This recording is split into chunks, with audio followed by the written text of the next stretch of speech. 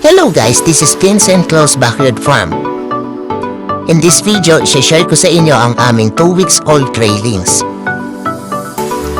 So ayan, nag 80% water change ako kasi medyo matibay na sila sa ganitong stage. At hindi na masayalan pagdating sa water condition.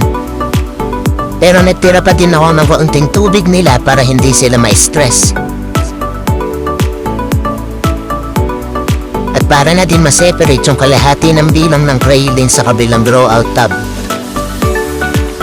Guys, eto nga palang set ng graylings na ito ay galing lang sa isang matured breeder namin na nasa 5 to 6 inches.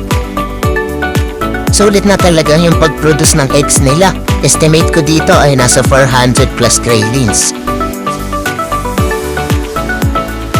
Ito din yung way para mas mapabilis ang paglaki ng graylings at maiwasan ang cannibalism or mortality nila. Kasi kapag masyado silang crowded, hindi may iwasan magkainan sila or lalo na yung may mga bagong bolt at yung mas maliliit sa batch nila.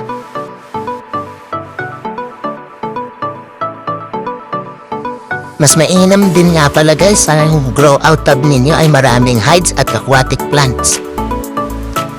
Nagiging hiding place nila ito at the same time, kinakain din nila. After 10 days mula dito sa maliit na grow out tub, ililipat ko na sila para mas mabilis silang lumaki sa grow out pond. Napakabilis lang din kasing lumaki ng mga ito, lalo na kapag maganda ang kondisyon ng tubig. Nga pala, every 3 to 4 days ako nagwa-water change nito, 50%.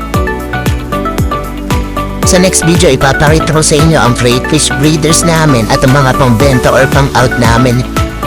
So stay tuned lang guys sa mga videos natin about crayfish farming. Yun lang, salamat!